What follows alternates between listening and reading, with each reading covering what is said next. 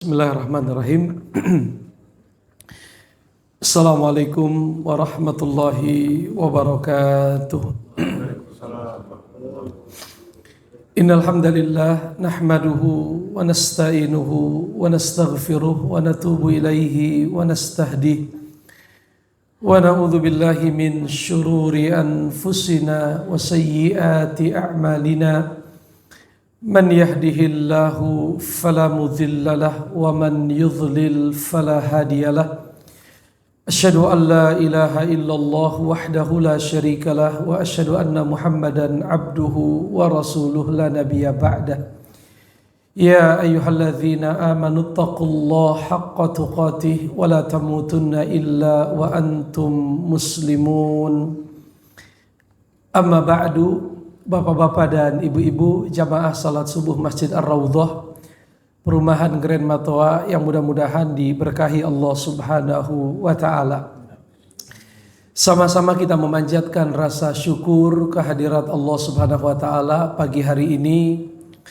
Allah Subhanahu wa taala kembali lagi memberikan kita semua taufik untuk melaksanakan salat subuh berjamaah, dilanjutkan duduk sejenak dengan niat thalabul ilmi.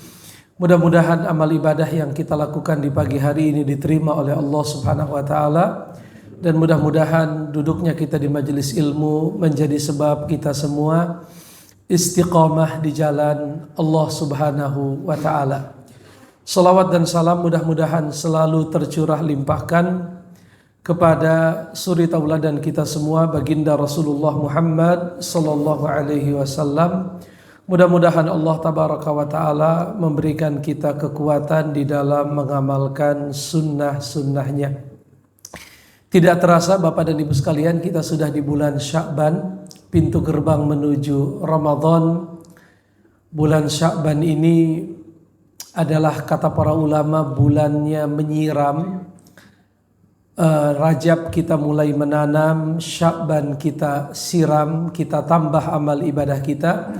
Mudah-mudahan di Ramadan kita memetik hasil yang maksimal, memanen hasil yang banyak insya Allah.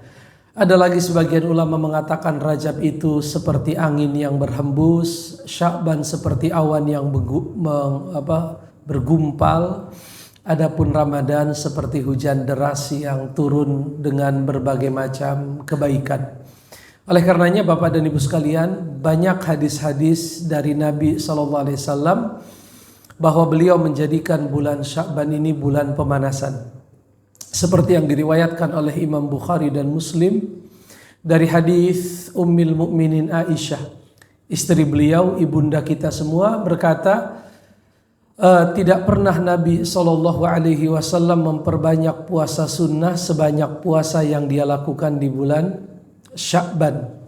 Artinya bulan-bulan di mana Nabi melaksanakan puasa sunnah itu tidak sebanyak puasa sunnah yang dilakukan di bulan Sya'ban. Bahkan dalam hadis Usamah bin Zaid, beliau ditanya alaihi salatu wassalam, kenapa beliau memperbanyak puasa di bulan Sya'ban? Maka Nabi berkata, dzalika asyhahru yaghfulun nasu anhu. Kata Nabi, bulan Sya'ban itu, wahai Usamah, adalah bulan yang banyak dilalaikan oleh manusia. Baina Rajaba wa Ramadan. Bulan itu ada di antara bulan Rajab dan bulan Ramadan. Turfa'u fihi al-a'mal ila rabbil alamin. Di bulan itulah amal ibadah diangkat ke sisi Allah Subhanahu wa ta'ala. Wa uhibbu ayyurfa'a amali wa ana shaimun.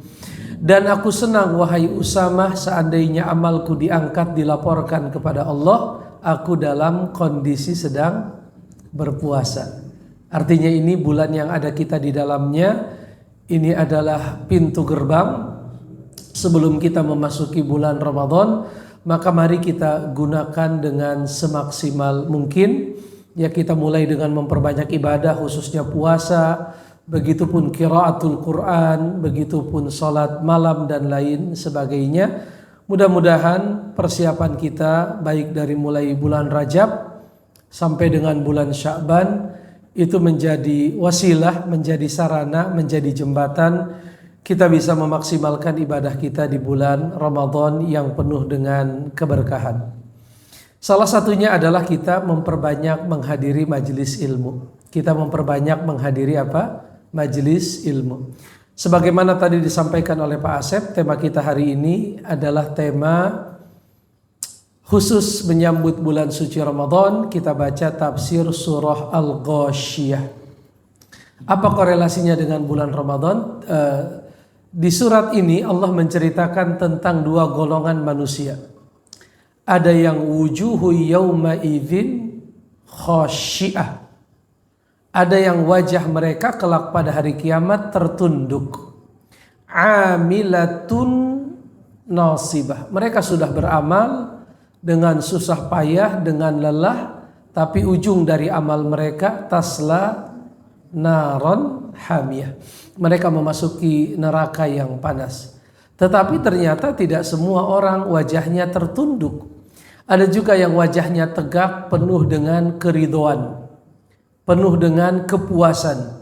Wujuhu yawma idzin na'imah. Ada juga wajah-wajah yang apa? Yang berseri, penuh kebahagiaan. Lisa'iha radiyah. Karena mereka ridho, mereka puas, mereka senang. Lisa'iha, atas usaha yang telah mereka lakukan. Mudah-mudahan dengan kita membaca surat Al-Ghasyiyah ini semakin menegaskan kepada kita urgensi melakukan amal ibadah. Dan Ramadan itu adalah bulannya kita apa-apa? Beramal. Kalau bukan Ramadan, kapan lagi? Karena ini kesempatan 1 tahun 1 kali. Tuftahu fihi abwabul jannah. Pintu surga dibuka, pintu neraka ditutup. Setan-setan dibelenggu. Kalau kita tidak tertarik beramal di bulan ini, bahaya sekali kondisi kita. Saat dimana pintu surga dibuka, pintu neraka ditutup, setan-setan dibelenggu, lalu amal ibadah pahalanya dilipat gandakan oleh Allah dengan sedemikian rupa banyaknya, lalu kita tidak berusaha memaksimalkan bulan ini, atau mohon maaf, kita masih saja sibuk dengan perkara yang mubah, yang mungkin menjadi makruh kalau terlalu banyak, dan yang makruh itu bisa berubah menjadi apa? Menjadi haram kalau kita tidak bisa mengendalikannya. Maka kita merugi Bapak dan Ibu sekalian kalau kita bertemu dengan Ramadan tapi kita tidak mendapatkan keutamaan yang ada di dalamnya. Terlebih lagi Bapak dan Ibu pernah mendengar hadis ya, bahwa Nabi menaiki mimbar beliau. Mimbar beliau terdiri dari 3 tangga. Tangga yang pertama beliau mengucapkan amin. Naik ke tangga yang kedua juga mengucapkan amin. Naik ke tangga ketiga juga mengucapkan amin. Sehingga para sahabat bertanya-tanya di dalam hati mereka, apa gerangan yang membuat Nabi mengucapkan amin sebanyak apa? 3 kali. Lalu Nabi berkata, ketika aku menaiki tangga yang pertama datanglah Jibril, lalu berkata kepadaku, ragima anfu rajulin adraka abawahul kibara walam yudkhilahul jannah. Celakalah orang yang dipertemukan dengan kedua orang tuanya yang sudah menua, tetapi kedua orang tuanya tidak menjadi sebab dia apa? Masuk surga. Jadi kalau kita punya orang tua sudah lanjut usia, lalu kita tidak masuk surga karena mereka, karena sebab mereka, berarti kita merugi. Berarti kita tidak memanfaatkan nikmat dari Allah. Lalu naiklah beliau ke tangga yang kedua. Beliau mendengar Jibril berkata, ragima anfu rajulin dzukirtu indahu walam yusalli. Celakalah orang yang namaku disebut tapi dia tidak mau bersolawat sallallahu alaihi wasallam. Lalu aku naik ke tangga yang ketiga, lagi-lagi malaikat Jibril berkata, ragima anfu rajulin dakhala alaihi Ramadan thumman salakha qabla an yughfarulah. Celakalah orang-orang yang dipertemukan dengan bulan Ramadan, kemudian Ramadan itu pergi meninggalkannya sebelum dosanya diapakan? Diampuni oleh Allah Subhanahu wa ta'ala. Maka harus ada persiapan Pak, harus ada niat menurut saya. Harus ada kita tanamkan niat yang kuat dalam hati kita. Ya Allah, di bulan Ramadan ini saya berniat sungguh-sungguh apa? Beribadah. Dan segala sesuatu diukur dengan niat, betul tidak Pak? Masalahnya tidak sedikit di antara kita yang memasuki bulan Ramadan tidak ada apa namanya. Ya udah berjalan aja. Mengikuti arus deras yang mungkin akan membawanya. Tetapi mungkin apalagi model kayak di Jakarta, arus deras itu banyak tertahan Pak Asep. Banyak tertahan oleh apa? Akar-akar, artinya nggak nyampe ujung ya. Ada kadang tertahan jembatan Pak, jembatan. Ada perumahan ya di saya kemarin pengajian hari Sabtu kemarin di apa rutin setiap Sabtu yang keempat di Masjid Babu Taubah di Kemang Pratama. Sudah cukup lama juga saya di sana. Saya bilang itu jembatan yang di bawah dibongkar ya Pak. Saya bilang ada jembatan akses masuk ke perumahan itu. Oh ya Ustadz dibongkar. Itu kemarin waktu tahun kemarin di sini nggak biasanya banjirnya apa parah. Ternyata itu sampah-sampahnya nyangkut di mana Pak? Di jembatan itu. Sampai rumah menteri juga ikut apa? Kebanjiran. Menteri PU lagi di situ tinggalnya. Akhirnya langsung diapakan? Langsung di jembatannya dinaikkan. Maksud saya kalau kita hanya beribadah Ramadan itu mengikuti arus, mungkin gak nyampe kemana, gak nyampe ujung. Baru 1 minggu, baru 2 minggu mungkin sudah futur, sudah apa namanya Pak, sudah turun semangatnya karena tidak punya ilmu, tidak tahu keutamaannya, tidak tahu apa yang harus dilakukan, dan parahnya lagi kadang sekedar niat pun tidak. Niat dalam arti niat untuk bersungguh-sungguh. Maka dari sekarang kita niatkan dalam hati kita bersungguh-sungguh insya Allah beribadah di bulan Ramadan yang penuh dengan keberkahan. Adapun kaitan dengan materi kita hari ini Bapak-bapak adalah surat Al-Ghasyiyah. Surat yang sangat populer sering dibaca di hari Jumat Pak ya. Hari Jumat di rakaat pertama biasa imam membaca Al-A'la, rakaat kedua membaca apa? Hal ataka hadithul Ghasyiyah. Begitupun ada riwayat yang sahih bahwa di Idul Fitri dan di Idul Adha Nabi kalau menjadi imam beliau selalu membaca apa? Surat Al-A'la dan Al-Ghasyiyah. Berdasarkan hadis An-Nu'man bin Bashir, anna Rasulullah SAW kana yaqra'u sabbihisma rabbikal a'la wal ghasyiyah fi salatil id wa yaumil jumu'ah. Ada sahabat yang bernama Nu'man bin Bashir, beliau bercerita sesungguhnya Nabi biasa membaca sabbihisma rabbikal a'la rakaat pertama dan hal ataka hadithul ghasyiyah di rakaat kedua baik di salat id ataupun di salat Jumat. Itu kebiasaan Nabi. Artinya Bapak dan Ibu kalau melihat imam baik di salat Jumat ataupun di salat id membaca Al-A'la dan Al-Ghasyiyah, memang itu sunnah yang biasa dilakukan oleh baginda Rasul. Walaupun memang ada surat yang lain yang beliau biasa baca. Misalnya di hari Jumat kadang beliau pasangkan antara Al-Jumu'ah dengan Al-Ghasyiyah. Atau di surat id kadang beliau membaca surat Qaf wal Qur'anil Majid yang dipasangkan dengan Al-Qamar. Iqtarabatis sa'atu wan syaqqal qamar, surat Al-Qamar ya. Tetapi salah satu rangkaian ayat yang beliau baca adalah Al-A'la dan Al-Ghasyiyah. Dan di mushaf Al-A'la dan Al-Ghasyiyah itu urutannya apa? Menempel ya, berurut-urut. Al-A'la dulu baru Al-Ghasyiyah. Begitupun diriwayatkan oleh Imam Malik, kata Ibnu Katsir dari Dhahhak ibni Qais bahwa beliau pernah bertanya Nu'man bin Bashir, surat apa yang biasa dibaca oleh Nabi di hari Jumat? Maka sahabat yang bernama Nu'man bin Bashir berkata, beliau selalu membaca hal ataka hadithul Ghasyiyah, dan beliau pasangkan dengan surat Al-Jumu'ah. Hadis riwayat Imam Abu Daud, An-Nasai, Muslim, dan diriwayatkan pula oleh Ibnu Majah. Jadi kadang kalau di hari Jumat Al-A'la dan Al-Ghasyiyah kadang divariasikan Al-Jumu'ah dengan apa? Al-Ghasyiyah. Itu yang biasa dilakukan oleh baginda Rasulullah Muhammad Sallallahu Alaihi Wasallam. Apa kaitannya Bapak dan Ibu Al-Ghasyiyah dengan hari Jumat? Ada korelasi tidak? Menurut Bapak dan Ibu, ada korelasinya atau tidak antara Jumat dengan Al-Ghasyiyah? Jumat katanya adalah hari di mana kelak akan terjadi kiamat. Betul atau tidak Bapak dan Ibu? Ada riwayat yang mengatakan hari Jumat adalah hari terjadinya apa?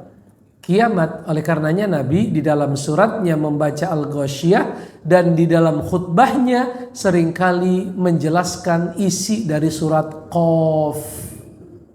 Surat apa? Qaf. Karena memang hari Jumat itu dikabarkan oleh Nabi adalah hari di mana kelak terjadinya kiamat. Surat ini Bapak dan Ibu sekalian sama dengan surat-surat lain di dalam Al-Quran dimulai dengan lafaz basmalah. Bismillahirrahmanirrahim. Hal ataka hadithul ghashiyah wujuhun yawma idzin khashi'ah 'amilatun nasibah tasla naran hamiyah tusqa min 'ainin aniyah laisa lahum ta'amun illa min dhari' la yusminu wa la yughni min ju'. Ayat 1 sampai dengan ayat 7. Di dalam menafsirkan rangkaian ayat ini, Ibnu Katsir berkata, Al-Ghasyiyah adalah asma'un yaumal qiyamati. Asma'u yaumil qiyamati. Salah satu nama hari kiamat. Al-Ghasyiyah sendiri apa itu Pak? Al-Ghasyiyah. Tertutup atau? Tertutup. Ghasyiyah itu artinya sesuatu yang menutupi atau sesuatu yang meliputi. Sebagaimana diriwayatkan di sini dikatakan qalahu Ibnu Abbas berkata Al-Ghasyiyah itu adalah salah satu nama hari kiamat. Begitupun pendapatnya Qatadah, begitupun pendapatnya Ibnu Zaid. Kenapa hari kiamat disebut Al-Ghasyiyah? Karena dia taghsya an-nasa, karena dia kelak akan menutup manusia. Maksudnya apa menutup manusia Pak? Menyebabkan manusia diliputi oleh ketakutan, menyebabkan manusia diliputi oleh penyesalan dan lain sebagainya. Jadi dia menutup dan dia meliputi manusia. Tidak ada satu manusia pun kecuali akan dibangkitkan dan akan dimintai apa Pak? Pertanggung jawaban. Yaitu Al-Ghasyiyah. Dan di dalam Al-Quran begitu banyak surat-surat yang dinamakan dengan nama hari kiamat ya. Selain Al-Ghasyiyah ada Al-Qiyamah. Selain Al-Qiyamah ada Al-Qari'ah, Al-Zalzalah, At-Takwir, Al-Insyiqaq, apalagi Al-Infitar. Itu semua nama-nama apa? Hari kiamat.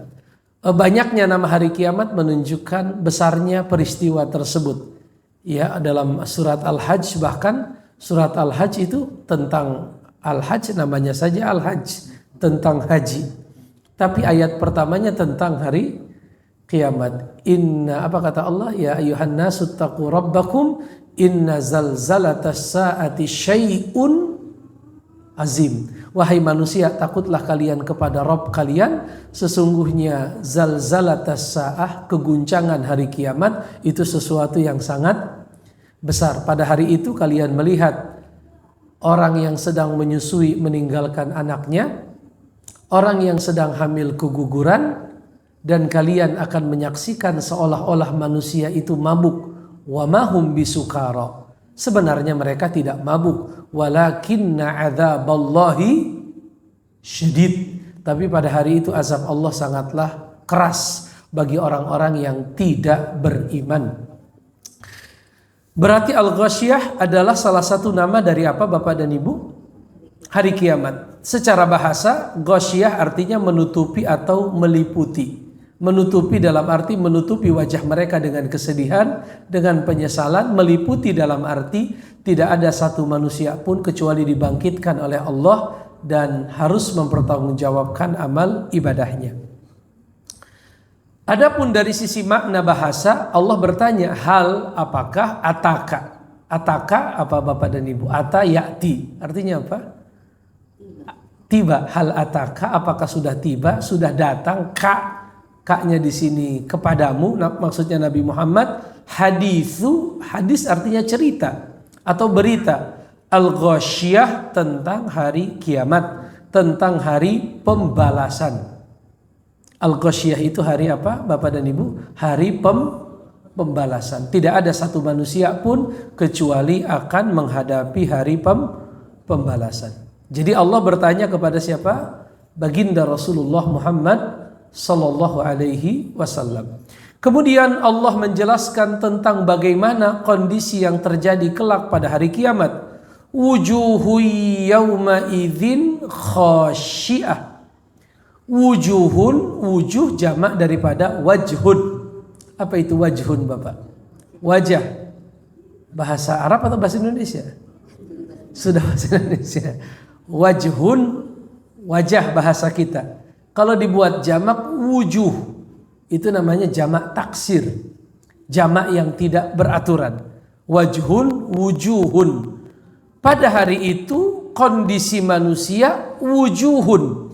Wajah-wajah mereka yauma idzin, pada hari itu. Yauma idzin artinya pada hari itu khasyiatun. Ibnu Katsir berkata yang dimaksud dengan khasyiatun ai zalilatun. Apa itu zalilatun Bapak dan Ibu? Zalilah artinya hina. Banyak manusia pada hari kiamat yang wajahnya tertunduk hina. Kenapa tertunduk hina? Boleh Bapak Ibu tambahkan penuh penyesalan. Tertunduk hina penuh apa? Penyesalan. Berkata Qatadah itu seorang tabi'in. Mohon maaf, itulah perkataan Qatadah. Maksudnya Qatadah mengartikan khasyiah ay zalilah.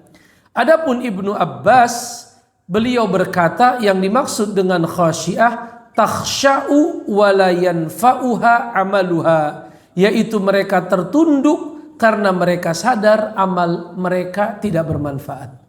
Mereka tertunduk karena mendapatkan amal mereka tidak. Kenapa tidak bermanfaat Bapak dan Ibu? Ada yang tahu kenapa tidak bermanfaat? Kalau Bapak dan Ibu baca Ibnu Katsir yang asli, dalam arti yang asli itu yang tidak diringkas, ini yang ada di saya ringkasan. Kenapa saya ambil ringkasan? Saya pernah jelaskan kepada Bapak dan Ibu kalau yang aslinya bersanad berapa? Beliau menyebutkan apa? An fulan, an fulan, an fulan. An Nu'man bin Bashir an Rasulillah. Panjang sekali. Ini ringkasannya. Ya, ringkasannya. Di dalam kitab Ibnu Katsir yang bukan ringkasan itu disebutkan riwayat yaitu Umar bin Khattab. Ada sahabat yang mulia yang kita kenal semua, Umar bin Khattab menangis ketika melihat seorang pendeta Nasrani, menangis. Pendeta Nasrani di zaman itu masih banyak yang dalam arti mengamalkan ajaran tentang zuhud dan lain sebagainya. Mereka biasa hidup sederhana, lalu mereka hanya makan roti kering yang dicelup minyak zaitun dan lain sebagainya. Melihat pemandangan itu, Khalifah yang mulia Umar bin Khattab, dalam riwayat dikatakan beliau melihat pemandangan itu di Palestina, melihat pendeta yang hidupnya susah sekali, beliau menangis. Beliau menangis. Lalu ditanya oleh para sahabat, ya Amirul Mukminin, wahai Amirul Mukminin, apa yang membuatmu menangis? Lalu Amirul Mukminin mengatakan, saya melihat orang itu, pendeta yang ada di hadapan saya teringat dengan firman Allah, wujuhu yawma idzin khasyiah amilatun nasibah. Pada hari itu wajah mereka tertunduk, amilatun nasibah. Padahal mereka sudah beramal nasibah, dengan susah payah, dengan capek, meninggalkan dunia, bahkan kadang nggak boleh nggak boleh berkeluarga, nggak boleh menikah dan lain sebagainya, dengan segala kelelahan, dengan segala kepayahan, tasla naran hamiyah. Maka Umar bin Khattab meneteskan air mata, kasihan. Kalau kita mungkin bukan kasihan, kalau sebagian kita mungkin mensyukuri, rasain gitu. Apa namanya? Udah capek-capek akhirnya celaka juga loh, kan begitu. Kalau beliau malah malah menangis, ya Allah kasihan banget ya itu orang. Dia tinggalkan kehidupan dunia ini, di dunia dia nggak dapat apa-apa, di akhirat tasla naron hamiyah. Itu diceritakan dari kisahnya siapa, Umar bin Khattab radhiyallahu taala anhu. Jadi kita tahu arti daripada wujuhu yauma idzin khasyi'ah. Wajah-wajah manusia, bukan semua manusia Pak ya, sebagian manusia wajah-wajah mereka itu khasyi'ah. Qatadah berkata khasyi'ah ai zalilah. Apa itu zalilah Pak? Tertunduk hina. Ya. Adapun Ibnu Abbas beliau memahami ayat ini takhsya'u, mereka tunduk ketakutan, la yanfa'uha amaluha, karena mereka tidak mendapatkan manfaat apapun dari amal yang mereka lakukan. Berbagai macam amal mereka lakukan, tapi semuanya dijadikan apa Pak? Haba'am manthura. Apa itu haba'am manthura? Debu-debu yang berterbangan. Seperti debu, Bapak bayangkan debu, lalu debu itu menempel di batu yang licin. Kemudian turun hujan yang sangat deras seperti hari-hari ini. Itu batu licin jadi apa Pak? Bersih, tidak tersisa satu titik debu pun. Saking licinnya itu batu, saking derasnya itu hujan. Itulah perumpamaan amal ibadah orang-orang yang menyekutukan Allah Subhanahu wa ta'ala. Jelas atau tidak para hadirin? Baik. Kemudian Ibnu Katsir menafsirkan firman Allah, amilatun nasibah. Amilatun nasibah. Ibnu Katsir berkata, yang dimaksud dengan amilatun nasibah ai amalat amalan katsiran. Mereka melakukan amal begitu banyak. Amilat amalan katsiran. Mereka melakukan amalan yang banyak. Wa nasabat fihi, dan mereka telah mengalami kepayahan di dalam melakukan apa? Amalan tersebut. Wa sulliyat yaumal qiyamah naran hamiyah, tetapi malah mengantarkan mereka kepada api neraka kelak pada hari kiamat. Susah banget yang begitu Pak ya. Di dunia Di dunia orang bilang apa? Babak belur.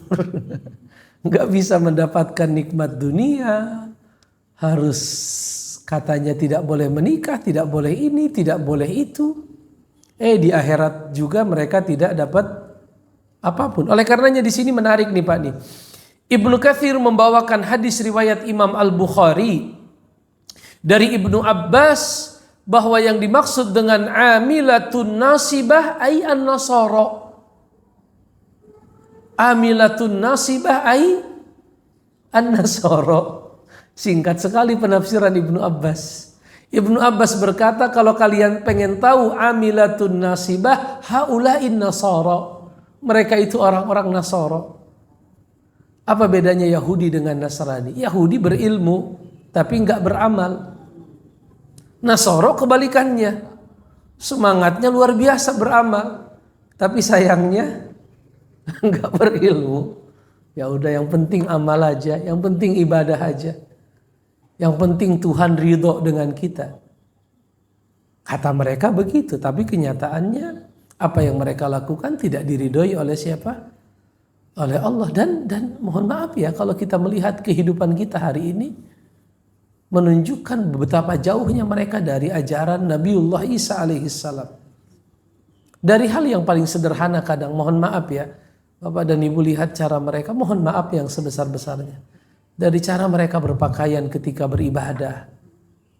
Perhatikan tidak ibu-ibu? Kalau bapak-bapak sih masih rapi, pakai jas, pakai kemeja, lalu bajunya kadang dimasukkan dan lain sebagainya. Tapi kalau ibu-ibu, mohon maaf. Ibu-ibu, saya kalau lewat di depan tempat ibadah mereka di hari Ahad begitu, lalu melihat mereka keluar, mohon maaf, melihat pakaian wanita mereka, Saya bilang ini mau ibadah atau mau pesta apa? Dansa atau itu menggambarkan kepada kita satu kondisi yang menurut saya menyedihkan. Kalau mereka katakan wanita harus menutup aurat, kenapa hanya dibatasi untuk biarawati yang mengabdi di mana?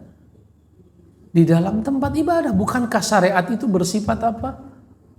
Bersifat umum untuk semua manusia, kan begitu Pak ya? Tetapi begitulah cara mereka mendekatkan diri kepada siapa? Kepada Rob. Dengan hal-hal yang kadang mereka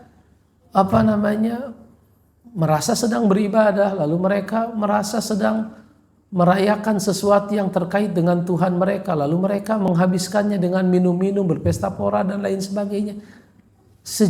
Jauh sekali itu mungkin yang dalam bahasa Al-Quran namanya Pak dhalin. Kalau maghdub itu kan Yahud. Dalam hadis dikatakan al-maghdub humul Yahud wadhalin humun Nasara. Kenapa Yahudi itu maghdub Pak? Dimurkai. Karena ilmunya banyak. Sampai detik ini mereka rajin baca kitab yang mereka klaim sebagai apa? Taurat, yang sebenarnya sudah banyak diapakan? Dipalsukan. Tapi kalau Nasara tidak. Apalagi Nasara di Eropa sana.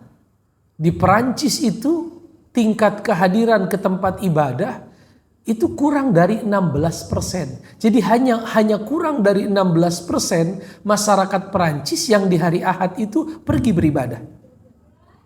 Jadi masyarakat yang paling sekuler di Eropa itu masyarakat apa Pak? Perancis. Dan yang uniknya masyarakat paling religius di Eropa itu Amerika.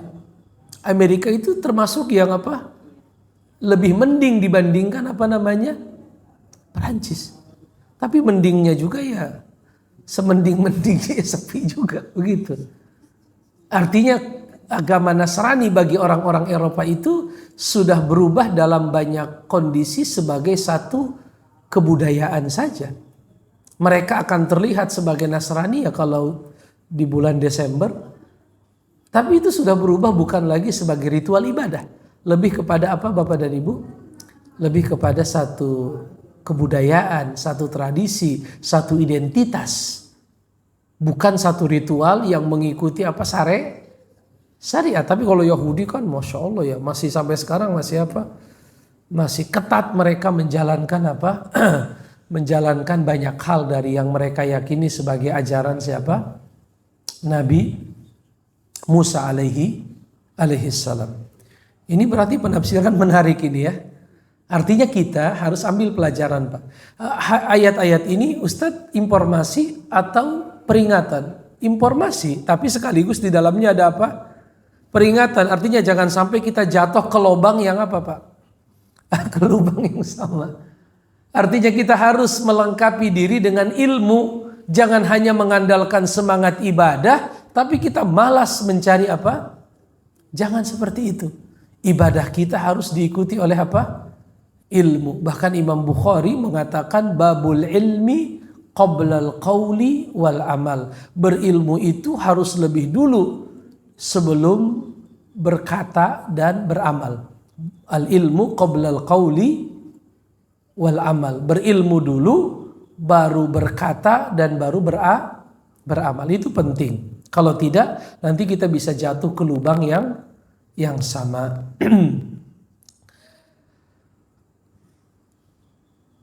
Adapun penafsiran dari Ikrimah, tadi penafsiran dari Ibnu Abbas Pak ya, penafsirannya pendek sekali. Ibnu Abbas berkata, amilatun nasibah haulain nasara. Mereka itulah orang-orang Nasara. Adapun Ikrimah seorang tabi'in, begitupun As-Suddi, beliau berkata, yang dimaksud dengan amilatun nasibah adalah amilatun fid dunya bil ma'asi, nasibatun fil akhirah.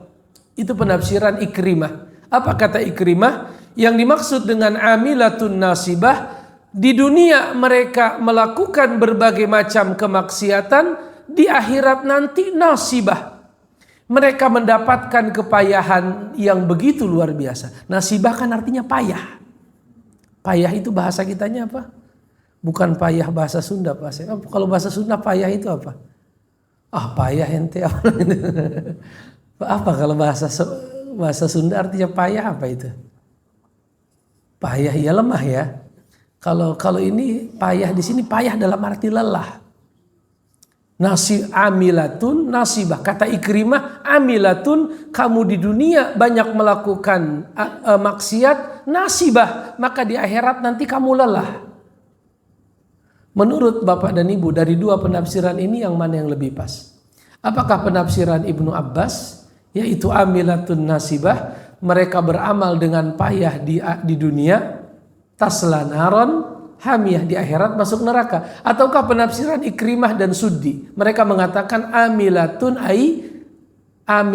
bil ma'asi fid dunia nasibatun fil akhirah, mereka beramal maksiat di dunia maka mereka payah di akhirat. Yang mana kira-kira? Kalau kita baca Ibnu Katsir, beliau sebenarnya cenderung kepada penafsiran yang kedua. Kenapa kata beliau seperti itu? Berdasarkan konteks ayatnya. Ingat, yang sedang kita bicarakan itu kondisi pada hari kiamat. Betul atau tidak? Hal ataka hadithul ghasyiyah. Sudah datang belum kepada kalian ceritanya hari kiamat? Gimana ya Allah kiamat itu? Pada hari kiamat itu, wujuhu yawma idzin khasyiyah. Wajah mereka apa?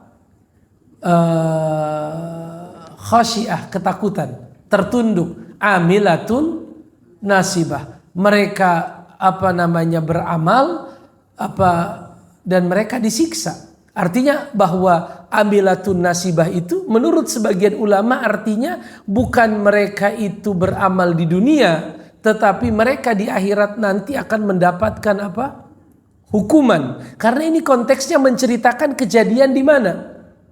Di akhirat. Oleh karenanya sebagian mengatakan bahwa yang dimaksud dengan amilatun nasibah itu artinya mereka akan lelah di akhirat kelak. Artinya mereka akan lelah dengan berbagai macam kejadian yang ada di mana? Di akhirat. Walaupun Allah alam bisawab ya, kalau menurut saya lah ya, saya yang membaca tafsir, walaupun saya istilahnya bukan ahli tafsir, saya rasa dua-duanya mungkin. Dua-duanya mungkin. Artinya bisa kita artikan amilatun nasibah itu adalah satu sebab akibat. Amilah itu konteksnya dunia, nasibah konteksnya akhirat. Atau bisa juga amilatun nasibah itu dua-duanya konteksnya dunia, baru tasla naron hamiyah itu konteksnya akhirat. Walaupun para ulama tadi saya bilang berbeda pendapat di dalam apakah ini murni menceritakan kondisi di akhirat, ataukah ini dalam konteks menceritakan gara-gara amilatun nasibah di dunia tasla naron hamiyah, ataukah memang amilatun nasibah itu artinya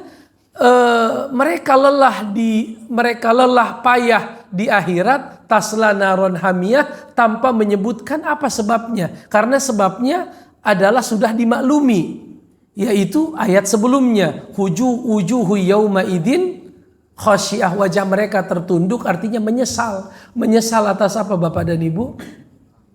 Atas 80 tahun, 60 tahun, 70 tahun yang mereka habiskan di dunia, tetapi mereka sia-siakan. Jelas atau tidak? Baik. Kemudian Bapak dan Ibu sekalian, Allah berfirman setelah itu ayat yang keempat, tasla naron hamiyah. Apa artinya tasla naron hamiyah? Tasla dimasukkan, dilemparkan. Naron hamiyah. Hamiyah artinya apa Bapak dan Ibu? Ibnu Katsir berkata yang dimaksud dengan hamiyah haratun syadidatul har, yaitu api yang sangat panas, ya, qadintaha harruha wa ghalayaniha, yang mana panasnya sudah sampai puncak. Artinya tidak ada panas setelah itu lagi, Pak. Berapa paling panas di dunia? Ada yang kerja di bidang apa yang suka menggunakan api yang panas, peleburan atau bapak-bapak ada yang kerja di bidang peleburan logam, kayak kalau di Cilegon namanya Pak Asep? Berapa itu kalau menurut ilmu dunia panas yang paling panas itu? Berapa, ada yang tidak, ada yang tahu informasinya? Panas yang paling panas di dunia itu berapa, Pak? Maksud saya kalau kita bisa sampai pada pengetahuan berapa derajat panas yang paling panas di dunia, maka itu adalah 1/70 dari panas yang ada di mana? Artinya kalau kita berhasil menentukan berapa api yang paling panas di mana? Di dunia, itu hanya 1/7 dari 70 kali panasnya api yang ada di mana, Pak? Yang kayak kita dengar ceritanya, siapa itu? Abu Thalib atau siapa? Yang kakinya menyentuh api neraka lalu kepalanya langsung apa? Itu satu gambaran yang sangat mengerikan, luar biasa. Udah begitu kan di neraka itu digambarkan apa? Alaihim muqsadah. Apa itu muqsadah? Pernah dengar nggak Ibu muqsadah? Di surat apa itu muqsadah? Ada yang tahu artinya muqsadah? Bahasa kitanya apa tuh kalau yang panci buat supaya daging cepat empuk? Apa, presto atau apa? Presto. Dikunci di dalamnya. Ya, tidak ada ikatan yang lebih kuat. Apa kata Allah di surat Al-Fajr? Yuthiqu wathaqahu ahad. Yuthiqu wathaqahu ahad. Pada hari itu Allah mengikat manusia dengan ikatan yang tidak bisa seorang pun lepas. Dimasukkan ke dalam panci, bukan panci, apa bahasa kita ya? Ya panci atau gentong begitu. Ditutup. Itu nggak usah ditutup aja, apinya 70 kali dan lebih panas dari api yang lebih yang paling panas yang ada di dunia. Nas'alullah as-salamah wal afiyah. Kita memohon keselamatan dari api neraka. Allahumma ajirna minan nar. Ya Allah, selamatkanlah kami dari api neraka. Tusqa min ainin aniyah. Apa artinya tusqa? Mereka diberikan minum dari minuman yang yang mendidih, yang sangat panas. Qadintaha harruha, panasnya itu telah mencapai puncak. Wa ghalayaniha, dan golayan itu menggolak sedemikian rupa. Ya. Laisa lahum ta'amun illa min dhari'. Laisa lahum, tidak ada bagi mereka ta'amun, makanan, illa, kecuali min dhari', yaitu dari sesuatu yang bernama dhari'. Kalau di kita dori itu enak, Pak, ya. Ikan dori. Kalau di akhirat dori itu adalah makanan untuk apa? Penduduk neraka. Apa artinya dori? Di sini ada beberapa penafsiran. Satu penafsiran dari Ibnu Abbas. Ibnu Abbas berkata syajaratun min nar. Dia adalah pohon dari api. Gak bisa kita bayangkan. Harusnya antara pohon dan api itu tidak menyatu, ya. Pohon itu kalau kena api mati, terbakar, hangus. Tapi di akhirat nanti ada pohon dari apa? Dari api. Itu penafsiran pertama. Adapun Sa'id bin Jubair, beliau berkata yang dimaksud dengan dori adalah zakum. Di surat yang lainnya, di Ad-Dukhan, Allah bercerita tentang apa?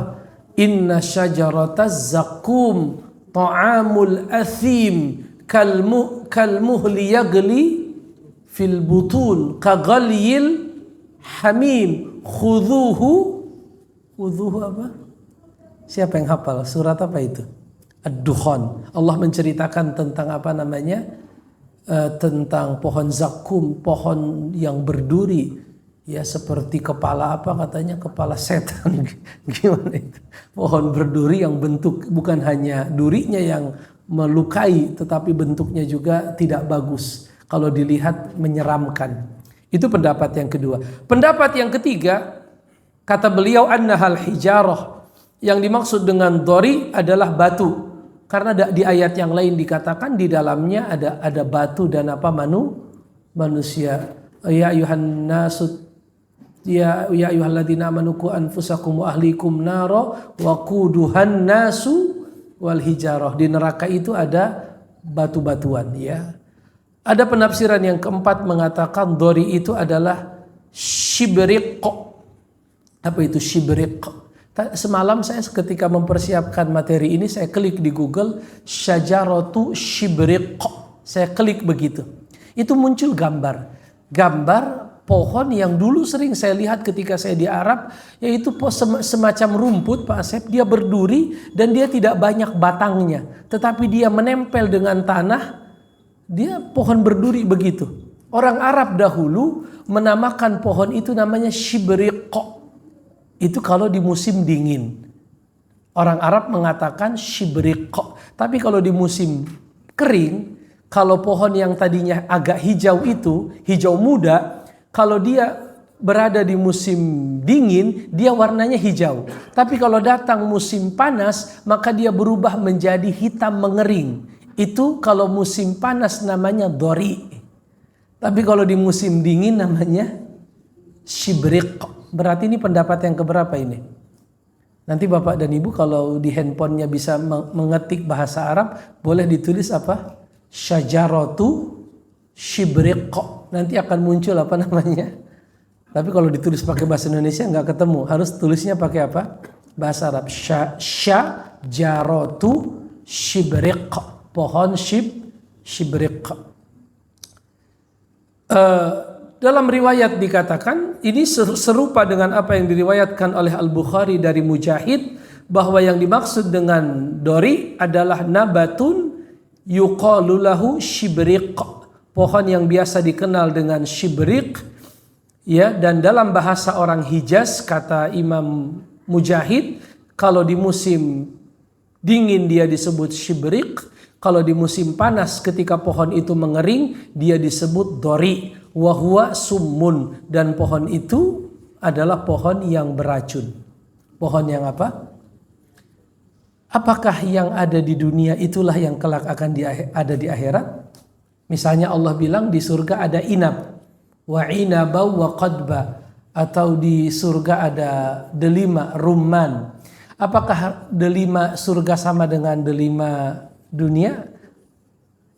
Kesamaannya hanya dari sisi apa Pak Asep? Kata Ibnu Abbas, kalau kalian menemukan kesamaan nama buah di surga dengan di dunia, itu sama namanya saja. Hakikatnya beda. Kalau di surga lebih apa? Lebih sempurna, lebih lezat. Kalau konteksnya neraka sama juga nggak begitu. Artinya pohon yang di dunia yang namanya shibriq saja sudah apa? Sudah menyeramkan. Mungkin kalau Bapak dan Ibu lihat itu pohon itu tidak dimakan kecuali oleh unta. Nanti akan kita bahas ya, di akhir surat ada ayat yang berbunyi apa? Afala yanzuruna ilal ibili kaifa khuliqat. Nanti kita bicara sedikit tentang keutamaan kelebihan unta. Unta itu kata Ibnu Katsir badannya tinggi besar, badannya kokoh, tetapi dia jinak. Bisa dipakai untuk apa? Untuk tunggangan. Kakinya itu tidak bisa terperosok masuk ke dalam pasir. Dia ibarat kapal di atas apa Pak? Pasir. Dan kalau ada badai pasir, matanya memiliki selaput kayak kita pakai kacamata. Lalu dia bisa minum 100 liter air dalam waktu beberapa menit. Dia bisa menyimpan air dalam waktu tidak minum sama sekali bisa sampai 10 hari. Jadi onta itu bisa menyimpan air, artinya tidak minum sama sekali selama berapa? 10 hari. Dagingnya walaupun dia sangat keras, sangat besar, manusia yang menungganginya kecil, tapi dia bisa dilatih untuk tunduk kepada pemiliknya. Dagingnya enak dimakan, susunya juga menyehatkan. Bahkan ada hadis kata Ibnu Katsir yang bercerita tentang apa? Mencampur susunya dengan apa? Baul ya, baul itu apa? Kencing onta, walaupun itu suka dijadikan bahan apa itu? Bahan nyinyir begitu. Wah itu, ini kebanyakan minum apa? Itu orang-orang sekuler ya, orang-orang ya. Bahkan kalau dia tahu itu hadis Nabi, lalu dia olok-olok, bisa saja dia sampai pada taraf apa? Keluar dari Islam. Kalau dia tahu, tapi kita yang mungkin berprasangka mereka tidak tahu bahwa itu adalah benar hadis dari Nabi Muhammad SAW. Ayat yang terakhir, la yusminu wa la yugni minju. Yang namanya dhari enggak mengenyangkan, enggak juga menghilangkan lapar. Bukan, la yusmin enggak bikin gemuk. Di buku ibu apa terjemahnya? La yusmin, iya, tidak menggemukkan dan tidak menghilangkan lapar. Gimana itu, Pak? Tidak membuat gemuk dan tidak menghilangkan lapar. Berarti apa itu? Tidak menggemukkan, yusmin samin artinya gemuk. Tidak minyak samin, Pak Ipung pernah dengar? Nah, itu minyak yang bikin gemuk. Tidak bikin gemuk dan tidak menghilangkan lapar. Maksudnya apa itu, Pak? Yang namanya dhari, dia tidak mendatangkan apa yang kita inginkan dan tidak menghilangkan apa yang kita khawatirkan. Itu gimana itu? Ibnu Katsir berkata, la yahsul bihi maksud, tidak memenuhi apa yang diharapkan, wala yandafi'u bihil mahdzur, dan tidak bisa menolak apa yang dikhawatirkan.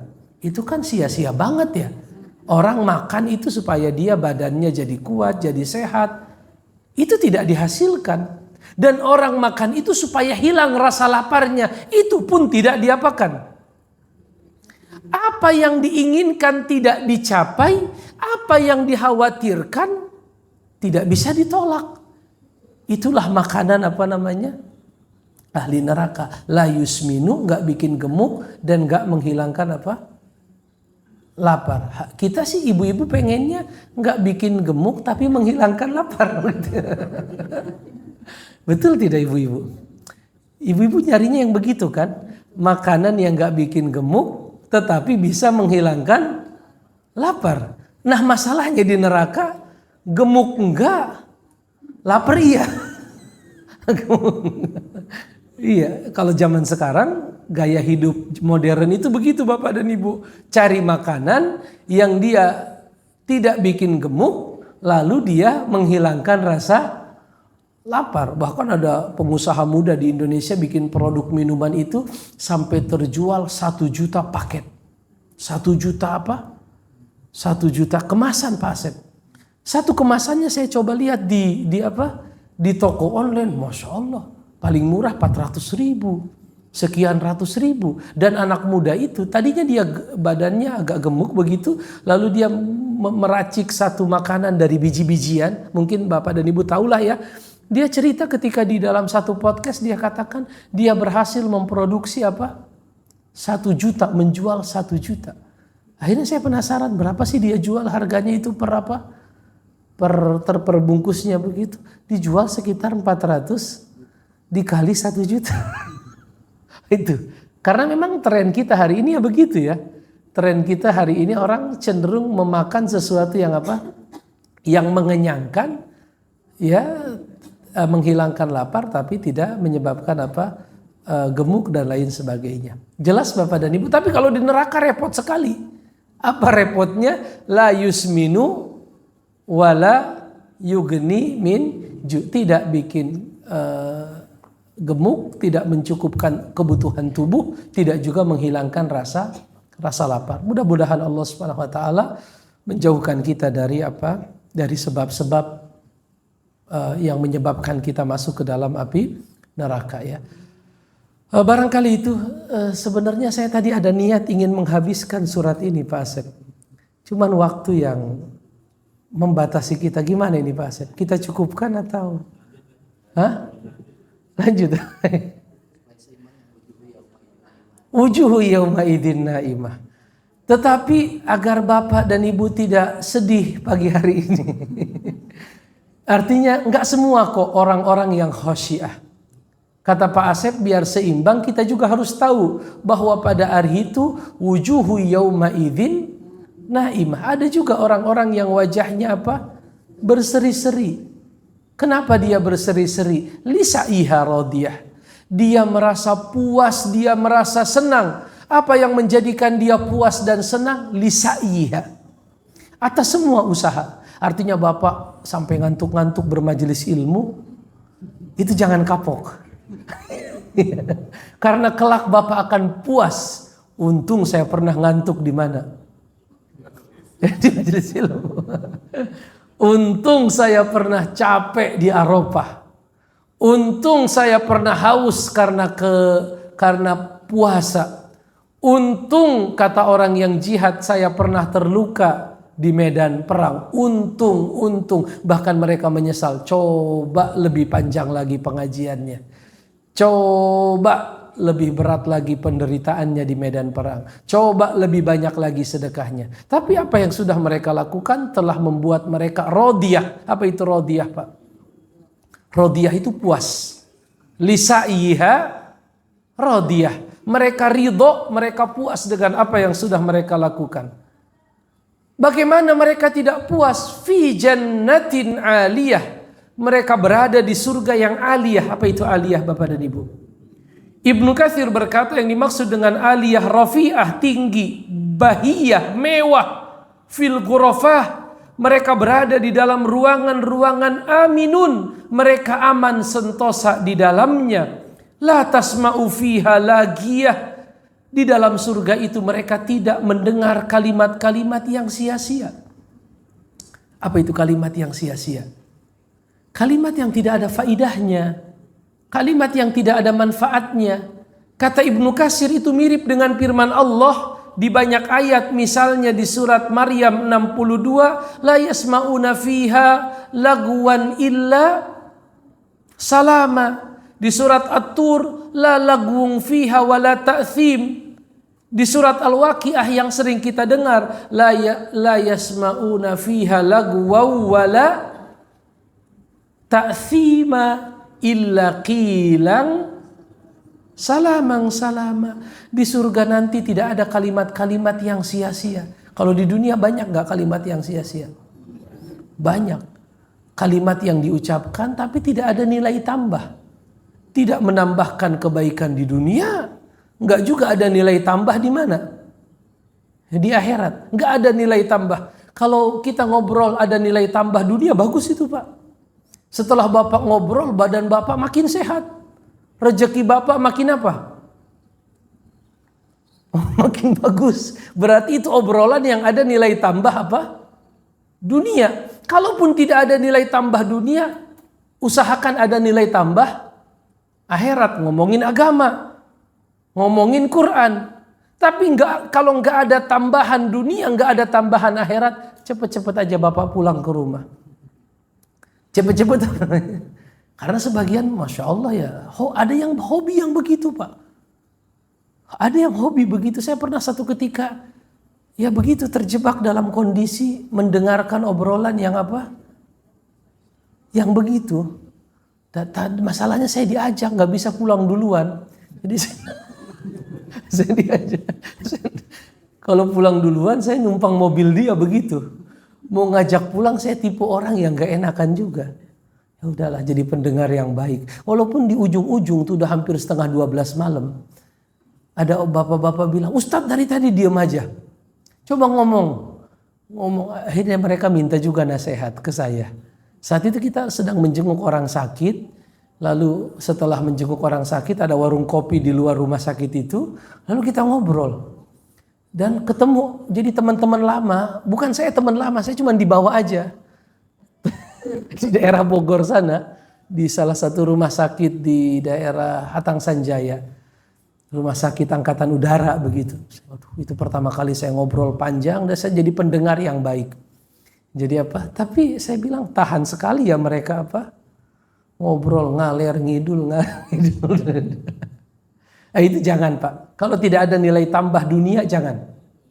Kalau tidak ada nilai tambah akhirat apa? Jangan. Setiap ucapan kita akan ada hisapnya kelak pada hari kiamat. Baik, sedikit lagi Bapak dan Ibu. La tasma'u fiha lagiyah, fiha ainun jariyah. Di dalam surga kelak ada mata air yang jariyah. Apa itu jariyah? Mengalir. Mata airnya ada di surga Firdaus, Pak. Dari surga Firdaus itulah mengalir segala macam mata. Ada mata air apa Pak Asep? Susu, madu, khamar, dan lain sebagainya. Lalu setelahnya fiha sururum marfu'ah. Di dalamnya ada surur sururun, sarirun, sururun. Apa itu? Sarirun ranjang. Dipan-dipan, tahta, ada tahta. Marfu'ah yang tinggi. Artinya kita dikasih singgasana yang begitu luar biasa. Wa akwabum maudu'ah. Ada gelas-gelas yang sudah disusun rapi. Kayak kita pergi ke acara hajatan di apa tuh Pak, di gedung. Air minumnya sudah diapakan? Bedanya apa? Kualitasnya juga ya beda.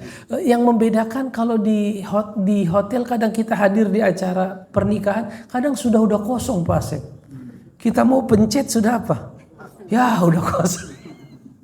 Tapi kalau di surga nggak ada kosongnya. Tiap kali diminum keisi lagi. Dan kita nggak perlu mencet sendiri. Tapi dianterin oleh gilmanun mukhalladun. Yatufu alaihim bi aqwabi wa abariqa wa ka'sim mimma'in ya. Di surat apa itu? Di surat Al-Waqiah, di surat Al-Insan apa kata Allah? Yatufu alaihim wildanun mukhalladun. Datang berkeliling-keliling mengantarkan makanan minuman pemuda-pemuda yang selalu muda. Pelayan-pelayan yang selalu tampak muda. Artinya kalau di dunia kadang kita kehabisan minuman kalau kita hadir di acara pes, tapi di akhirat pesta besar itu tidak ada artinya apa? Habis ya. Wa namariku masfufah. Apa namariku masfufah Bapak dan Ibu sekalian? Namarik kata Ibnu Katsir berdasarkan penafsiran Ibnu Abbas, namarik artinya wasaid. Wasaid artinya bantal-bantal. Masfufah dari kata sof. Kita senang banget kalau masuk hotel itu. Karena bantalnya tersusun dengan apa? Dengan rapi. Kita senang kalau memasuki kamar yang bantalnya itu apa? Tersusun dengan rapi. Dan kelak di surga itu wanamahariku masfufah. Bantalnya itu apa Pak? Tersusun dengan sedemikian rupa. Wazarabiyu mabthufah. Apa itu zarabi? Zarabi kata Ibnu Abbas artinya al-bisat, yaitu permadani mabthusah. Apa itu mabthusah Pak? Ibnu Katsir berkata yang dimaksud dengan mabthusah hahuna wa hahuna, yang tersebar di begitu banyak tempat di surga. Hahuna wa hahuna. Artinya kalau di surga Bapak dan Ibu berjalan di tamannya itu, di sana ada permadani. Di sana, ini lingkungan Bapak dan Ibu indah sekali. Tetapi nggak banyak karpet. Kalau duduk kita di atas rumputnya apa namanya? Basah. Tapi kalau di surga wanamariku mabthusah. Di setiap sudutnya ada apa itu? Ada tempat duduk. Kadang kan kita pergi ke satu tempat ya, taman kota atau apa, nggak ada tempat duduk. Kalaupun kita duduk kotor. Tapi kalau di surga nanti namariku mabthusah. Saya rasa itu sementara waktu Bapak dan Ibu, kita sisakan rangkaian ayat 17 sampai dengan 26. Di kesempatan yang lain barangkali nanti kita bisa lanjutkan. Saya rasa itu sementara waktu, saya kembalikan ke Pak Asep. Silakan Pak Asep.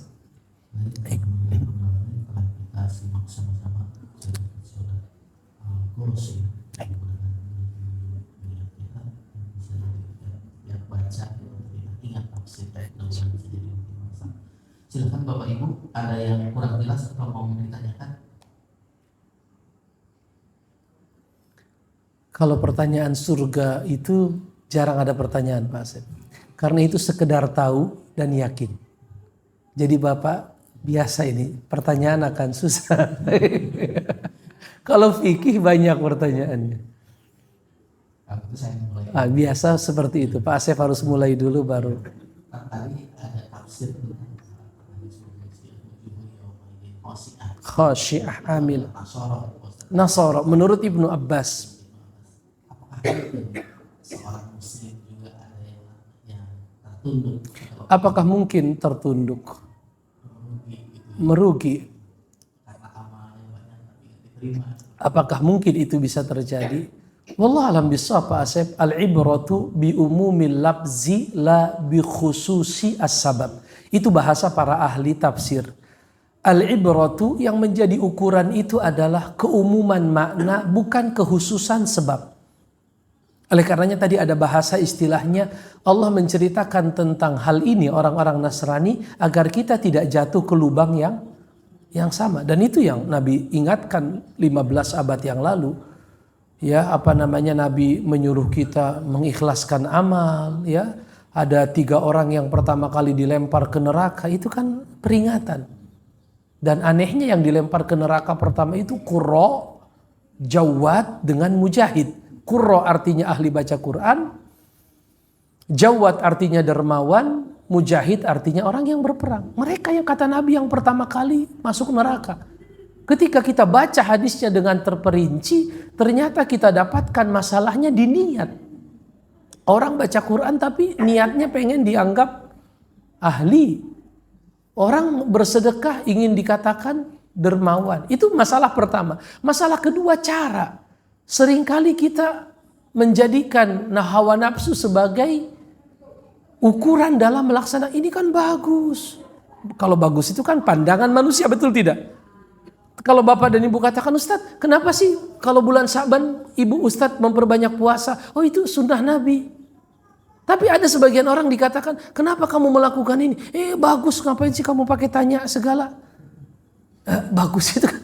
Artinya cuma sekedar bukan dasarnya ilmu, bukan dasarnya petunjuk Nabi, petunjuk para sahabat, tapi hanya pandangan bahwa sesuatu itu baik, tapi ya tadi jatuhnya kayak Nasrani. Beramal tapi tidak apa-apa Asep, tidak berilmu, itu pun bahaya. Dalam hadis dikatakan Nabi kita bersabda Man ahdatsa fi amrina hadza ma laysa minhu fahuwa raddun. Barang siapa yang mengada-ngadakan satu amalan yang tidak kami perintahkan, maka dia tertolak.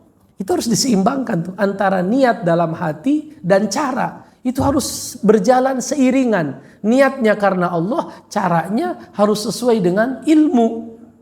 Masalah perdebatan itu nggak ada masalah. Yang terpenting pastikan ada dasarnya, kan begitu. Mau kunut atau tidak kunut menurut saya itu tidak terlalu signifikan menurut saya. Karena masing-masing punya argumentasi. Itu penting. Repot kalau kita melakukan amal tidak ada dasar sama sekali. Tidak ada Qur'annya, tidak ada hadisnya, tidak ada contoh dari sahabat. Terus dari mana? Oh kan bagus. Itu hawa nafsu kalau begitu. Jelas atau tidak Bapak dan Ibu? Itu penting juga menurut saya Pak Asep. Artinya menarik pertanyaan Pak Asep bahwa itu konteksnya kata Ibnu Abbas Nasrani. Apakah itu bisa juga mengenai kita? Bisa. Karena ukurannya bukan kenapa ayat itu turun, tetapi makna yang terkandung dari sebuah ayat. Wallahu a'lam bishawab. Silakan. Silakan Ibu. Waalaikumsalam. Ustaz, sebagaimana yang saya sampaikan tadi, kalau untuk tugas nggak ada pertanyaan yang saya. Iya Ibu. Bismillah. Mungkin saya mohon ini Ustaz tambahan untuk mempersiapkan Ramadan Ustaz. Kayaknya tadi masih sedikit tentang niatnya. Niat Ibu, niat sungguh-sungguh beramal. Mungkin Ustaz bisa menambahkan hal yang lain Ustaz supaya apa sih ya bisa Baik Ibu. Baik Ibu. Apa aja yang harus kita Lakukan. supaya kita tidak terjebak dalam rutinitas. Baik Ibu. Baik. Ibadah. Baik Ibu. Menurut saya Ibu, ada kalimat singkat yang bisa menjawab satu pembahasan yang panjang. Setelah ikhlas, maka yang paling penting kita lakukan sebelum Ramadan ilmu. Itu kaitan dengan pertanyaan Pak Asep juga. Ikhlas itu kan niat semata-mata karena Allah, kita ingin sungguh-sungguh beribadah. Yang tidak kalah penting itu adalah ilmu. Dan menurut saya ya ilmu tentang apa yang harus dilakukan, apa yang jangan dilakukan, apa yang utama, itu nggak nyampe setengah jam beres semua itu. Kalau kita ingin menjelaskan tentang ahkam as-siyam, hukum-hukum seputar misalnya kita bicara apa rukun puasa, misalnya kan rukun puasa itu 2, niat dan menahan.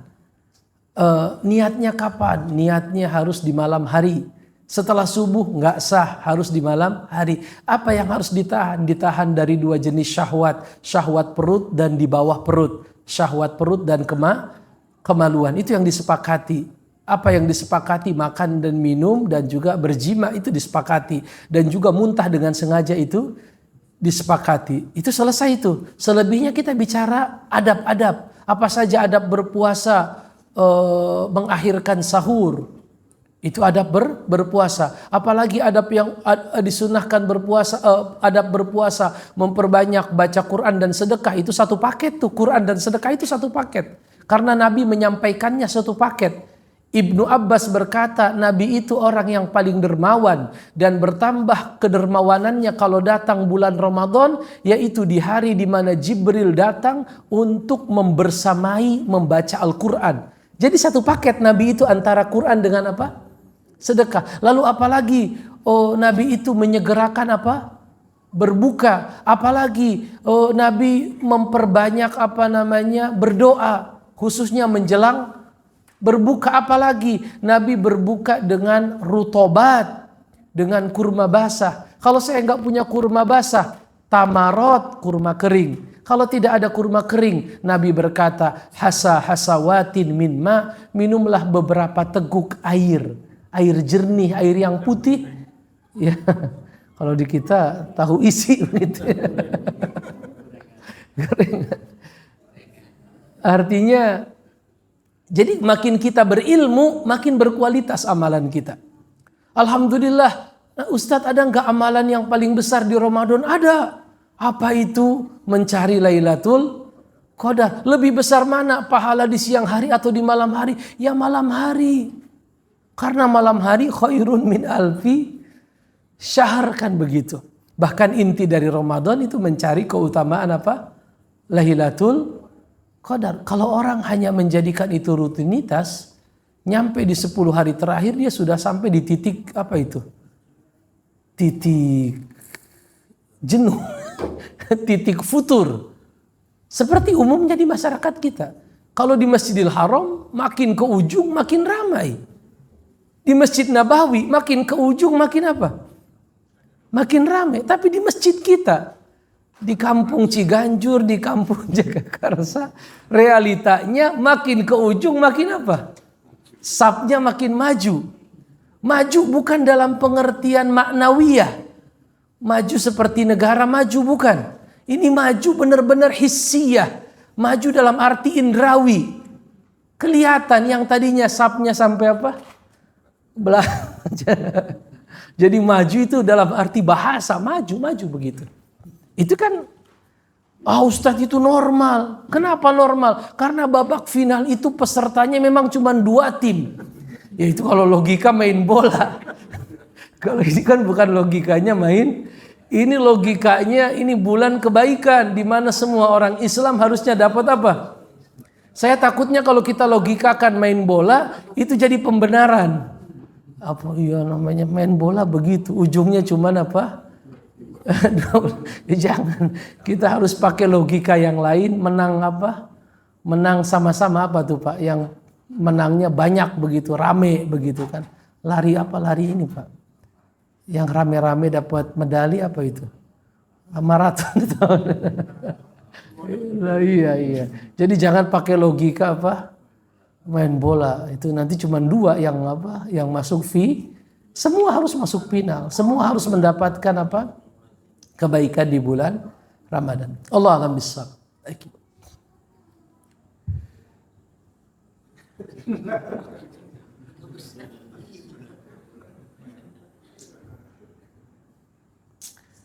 Sebelum Bapak bertanya, ini ada yang bertanya di WhatsApp, di Face. Ustadz mohon maaf, Anda di atas mimbar kok minum pakai tangan kiri, tidak ada berkahnya. Ini mungkin karena saya pakai kamera depan. Ini panjang banget. Kalau bisa janganlah minum pakai tangan kiri. Terima kasih. Tapi ini kamera depan. Kalau kamera depan itu tangan kanan berubah jadi tangan kiri. Tapi kalau saya minum pakai tangan kiri akan berubah jadi tangan kanan. Baik, tapi terima kasih kita saling mengingatkan. Tapi daripada jadi fitnah saya jelaskan. Baik, dan itu sering saya lihat di media-media sosial orang minum pakai tangan kiri, ternyata dia pakai kamera depan. Kalau kamera belakang normal ya Pak ya. Kalau kamera belakang itu normal. Tapi kalau kamera depan itu akan jadi apa?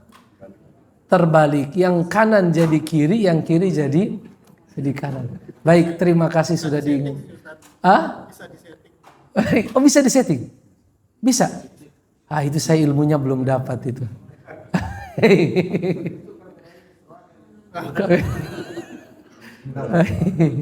Baik, terima kasih Pak. Siapa ini? Masya Allah, beliau perhatian. Pak Kadiono, terima kasih Pak. Ada pertanyaan lagi Bapak dan Ibu? Silakan. Baik Pak. Iya Pak. Apakah pada saat itu ada orang muslim apa enggak? Menurut saya tergantung konteks. Kalau ayat itu dimaksudkan pada saat semua orang penghuni neraka, penghuni orang Islam sudah dicuci semua masuk surga. Iya Pak. Maka itu mah sudah tidak ada orang. Tidak ada lagi sama sekali. Tapi kalau di konteksnya di awal Sebelum ada orang muslim, itu masih mungkin saja terjadi.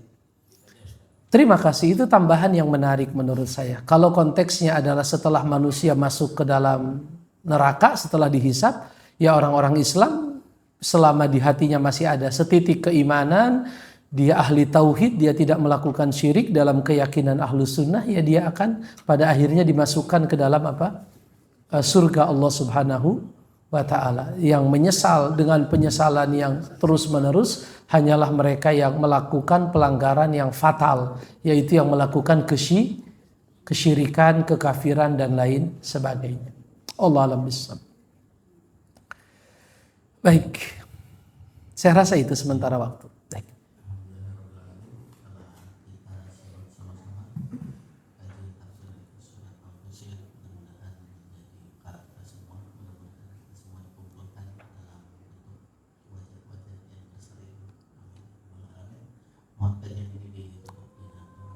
Baik Bapak dan Ibu, bismillahirrahmanirrahim.